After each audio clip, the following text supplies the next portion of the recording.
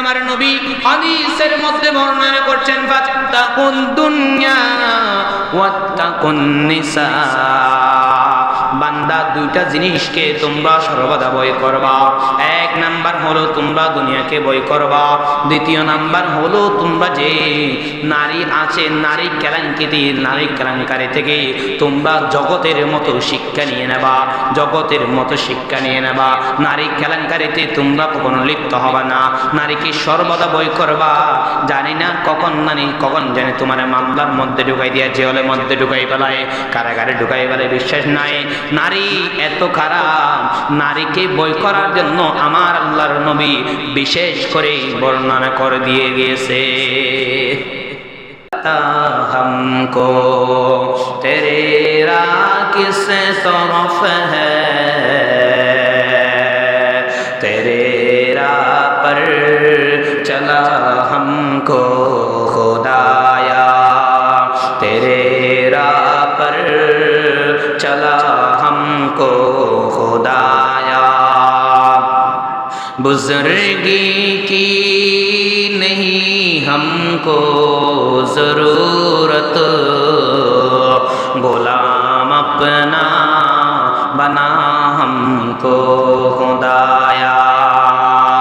আল্লামা ফয়জুল্লাহ রহমাতুল্লাহি আলাইহি বর্ণনা করছেন, মালিক তোমার সহিহ সালামত, তোমার সিরাতে মুস্তাকিমের রাস্তা কোনটা আমি ফয়জুল্লাহর বর্ণনা করে দাও। আমি ফয়জুল্লাহ তোমার সিরাতে মুস্তাকিমের উপর অবিচল থেকে জান্নাতের চৌকাঠটা পার হয়ে যাও। বলেন না সুবহানাল্লাহ। ও দুনিয়ার মুসলমান, কেমন জিন্দেগি গঠন করবেন, কেমন তওবা করবেন, তওবা কবুল হয়েছে কিনা কেমনে বুঝবেন? আল্লামা ফয়জুল্লাহ রহমাতুল্লাহি আলাইহি বর্ণনা করছেন, গোলাম আপনা বানা হামকো খুদায়া। আল্লাহ বুজুর্গিয়তের দরকার নাই, আল্লাহ আব্দুল কাদের জিলানী হতে পারবো না, বাহাউদ্দিন নকশবন্দি হতে পারবো না, কিন্তু আল্লাহ আমি ফয়জুল্লাহ, আমি তুমি আল্লাহর গোলাম হতে পারবো। দয়া করে মেহেরবানি করে তুমি আল্লাহ আমাকে গোলাম হিসেবে কবুল করে না।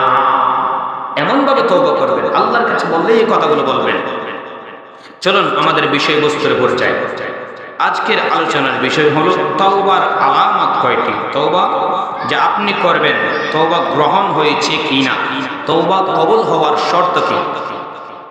হাদিসের মধ্যে নবী সাল্লাল্লাহু আলাইহি ওয়াসাল্লাম বর্ণনা করছেন, বান্দা তুমি যদি তাওবা করো, তোমার জন্য তাওবা কবুল হওয়ার জন্য প্রথমত তিনটি শর্ত।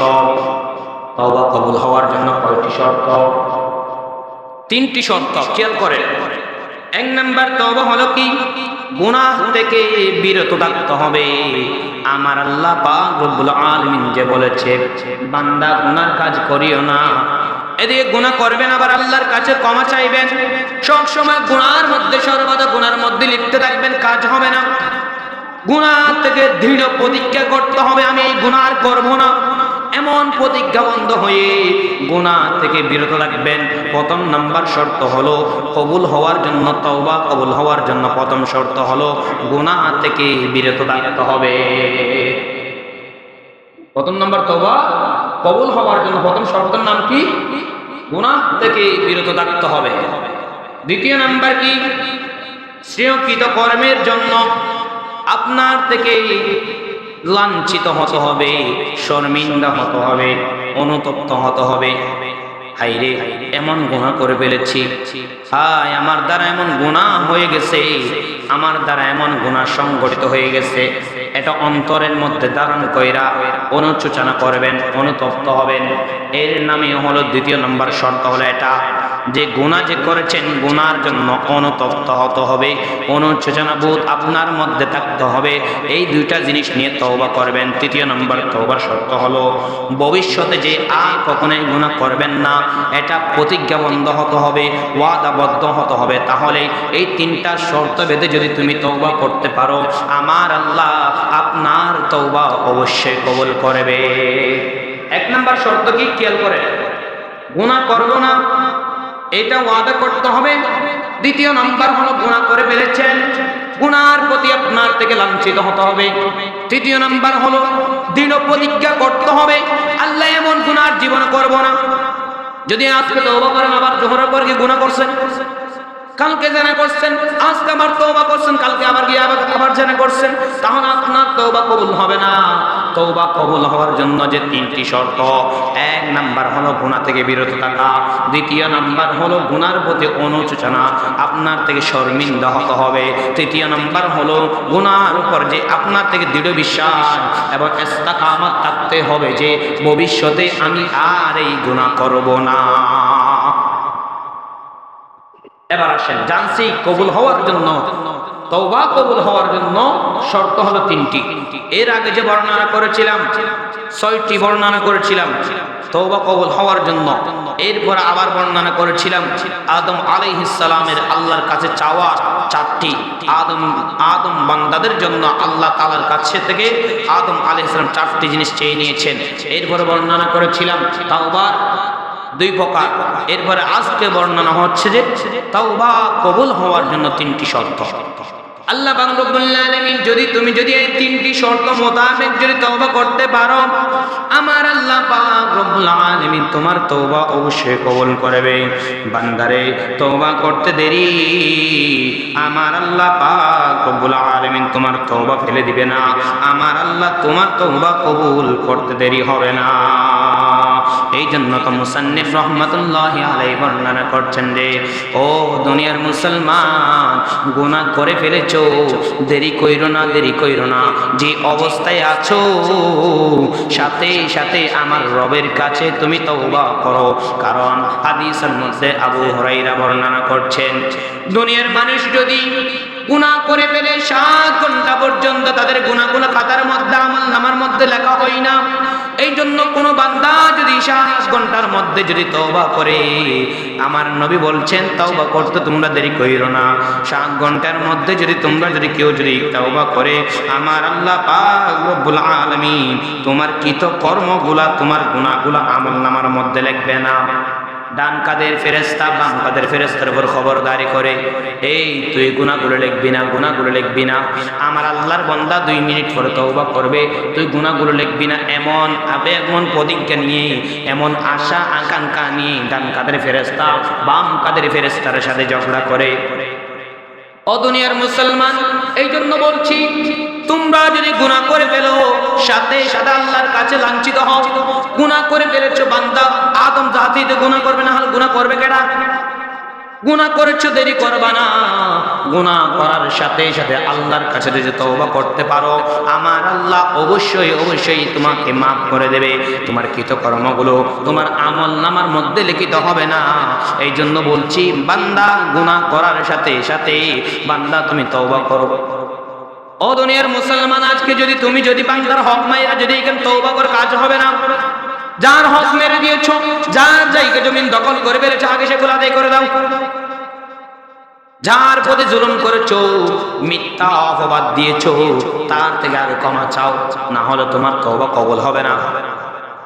দুনিয়ার মুসলমান, তোমরা যদি লাইলা মজনুর মতো হতে পারো, অর্থাৎ আল্লাহর প্রতি যদি মাশুক হতে পারো, আল্লাহ তোমার জন্য আশিক হয়ে যাবে। আর আমার আল্লাহর নবী সাল্লাল্লাহু আলাইহি ওয়াসাল্লাম হাদিসের মধ্যে বর্ণনা করছেন, মাল্লাহুল মাওলা ফালাহুল কুল। আমার আল্লাহর জন্য যদি তুমি বান্দা হয়ে যেতে পারো, আমার আল্লাহ পাক রব্বুল আলামিন বলছেন, তুমি বান্দার জন্য পুরা পৃথিবীটা আমার আল্লাহ করে দেবে। সুবহানাল্লাহ। আশিকে খুদা হে মাশুকে মুহাম্মদ, জামালে খুদা হে কামালে মুহাম্মদ।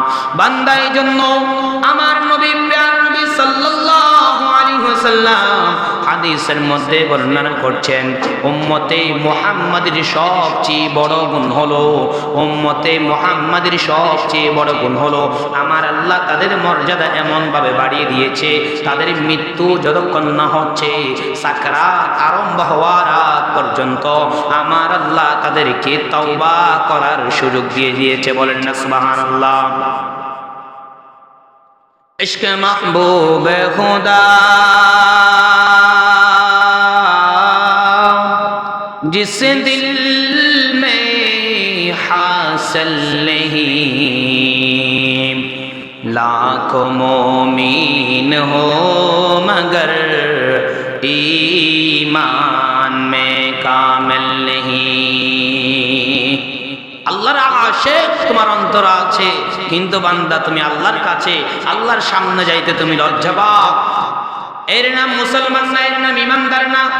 এর বলা হয় উপরে উপরে দেখা যায় ভালোবাসা আছে, তলে তলে দেখা যায় আল্লাহর জন্য কিছুই নাই। বান্দা তুমি যদি আল্লাহকে যদি ভালোবাসে থাকো, তাহলে তোমার সাথে মসজিদের সাথে সম্পর্ক থাকবে, তোমার সাথে কোরআনের সাথে সম্পর্ক থাকবে, তোমার সাথে গরিব গণ্য ব্যক্তিদের সাথে সম্পর্ক থাকবে। তুমি যদি আল্লাহকে ভালোবাসো, তোমার সাথে কোরআন, নামাজ এবং হজ যাকাতের সাথে সম্পর্ক থাকবে।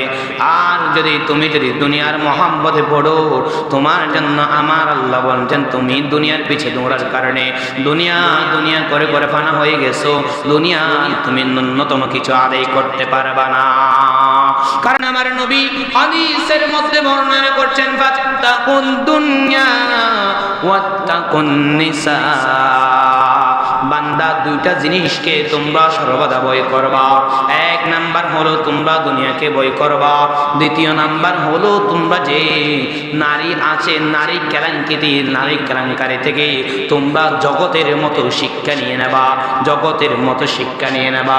নারী কেলেঙ্কারিতে তোমরা কখনো লিপ্ত হবা না, নারীকে সর্বদা ভয় করবা। জানি না কখন জানি তোমার মামলার মধ্যে ঢুকাই দিয়া জেলের মধ্যে ঢুকাই ফেলায়, কারাগারে ঢুকাই ফেলায়, বিশ্বাস নাই। নারী এত খারাপ, নারীকে ভয় করার জন্য আমার আল্লাহর নবী বিশেষ করে বর্ণনা করে দিয়ে গেছে।